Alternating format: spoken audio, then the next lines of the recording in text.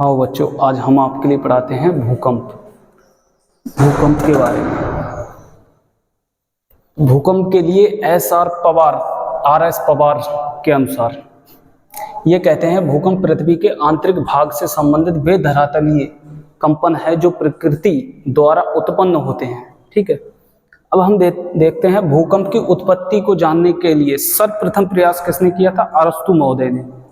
ठीक है, अब हम देखते हैं कि प्राचीन काल में दैवीय प्रकोप, भूकंप को क्या मानते थे? दैवीय प्रकोप। भारत में कहते थे शेषनाग पर हमारी जो पृथ्वी है वह टिकी हुई है, और जैसे ही वो हिलता है शेषनाग, तब क्या रहता है? तब यहाँ कंपन उत्पन्न होते हैं। और अमेरिका में कछुए पर पृथ्वी टिकी हुई है मानते हैं, और तिब्बत में मेढक पर। ये प्राचीन काल में लोगों की अवधारणाएं थी।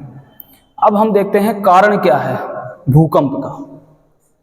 मानवीय कारण में हम देखते हैं परमाणु परीक्षण। परमाणु परीक्षण में हम देखते हैं, अगर हमने परमाणु परीक्षण जिस जगह करते हैं तो वहाँ जैसे ही विस्फोट होता है वहाँ की भूमि जो है कंपित होना शुरू हो जाती है, और कंपन के कारण वहाँ धरातलीय कंपन के कारण वहाँ भूकंप आता है। बांध निर्माण, अब कहीं बांध का निर्माण करवा दिया, ठीक है, बांध बना दिया, डैम। एक और जलाशय, जो कृत्रिम जलाशय है वह बहुत ही भर जाता है, और उसके भर जाने के कारण वहाँ क्या रहता है? जमीन पर दबाव अधिक पड़ता है, जल का दबाव पड़ता है। तो इससे क्या है?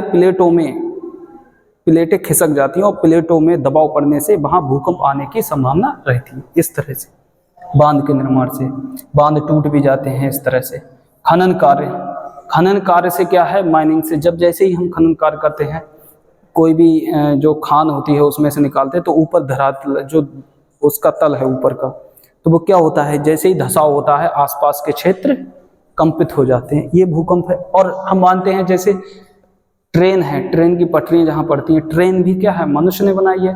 जैसे ही ट्रेन चलती है उसके कारण आसपास की जो कंपन होता है, आसपास कोई घर बना हो तो खिड़कियां हो तो कंपित होती हैं, तो क्या है? भूकंप। भूकंप का अर्थ है भू मीन्स भूमि, और कंप मीन्स कंपन करना। यानी कि भूकंप क्या है? भूमि का ही कंपन करना, भूमि का कंपन ही भूकंप है।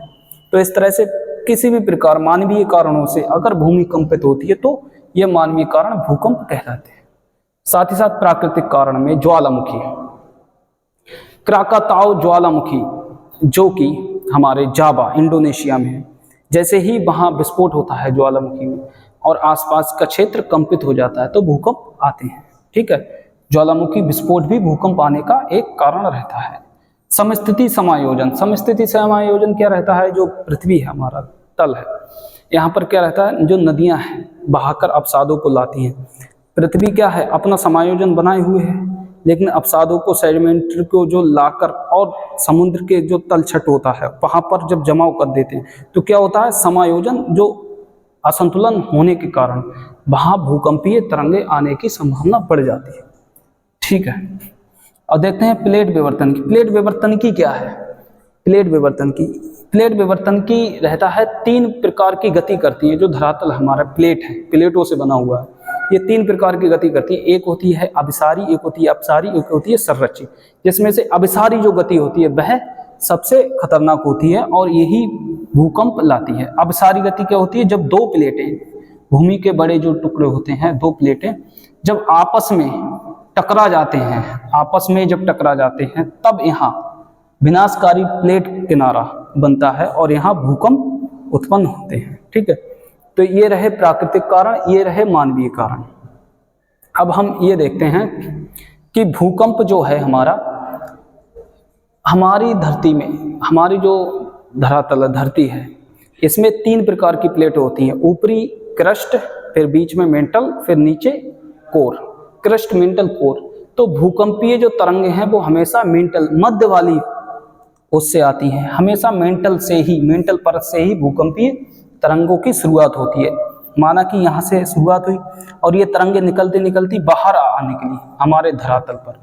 अब धरातल पर आ निकली और यहाँ जो दिखाई दी तरंग, इसे तो हमने बोला अधिकेंद्र, जिसे हम इंग्लिश में एपिसेंटर बोलते हैं। और जो भूकंप जो हमारे शुरुआत हुई मेंटल से, शुरुआत जो नीचे से हुई भूमि से, वह उसे हम बोलते हैं भूकंप मूल, यानी कि फोकस।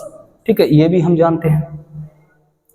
और भूकंप जैसे आने की स्थिति में, जैसे रेडान गैस है वायुमंडल में, रेडान गैस की जैसे ही वृद्धि हो जाती है तो हम मानते हैं कि भूकंप आने वाला है, यानी कि वो सूचक रहता है रेडान गैस। भूकंपीय तरंगों के बारे में हम देखते हैं।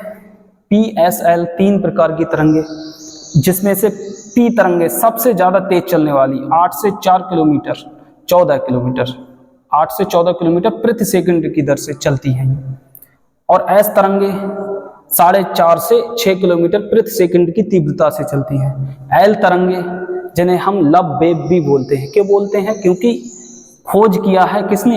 लब नामक एक विद्वान है, उन्होंने खोज किया है।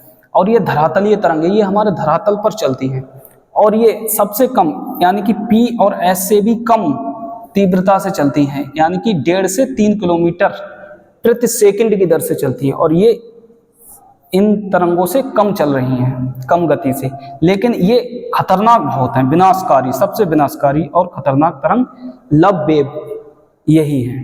ठीक है, अब हम देखते हैं पैमाना, मर्केली पैमाना। ये पुरानी पद्धति है मर्केली पैमाना, जो कि यूरोप के कुछ देशों में आज भी प्रचलित है।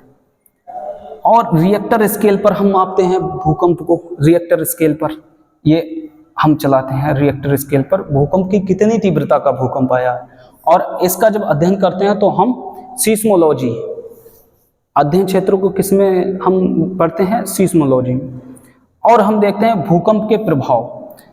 26 जनवरी 2001 को भुज गुजरात में जो भूकंप आया था, उससे काफ़ी जन और धन को हानि हुई थी। ऐसे ही मई 2015 में नेपाल में जो भूकंप आया था, वह भी काफ़ी विनाशकारी था।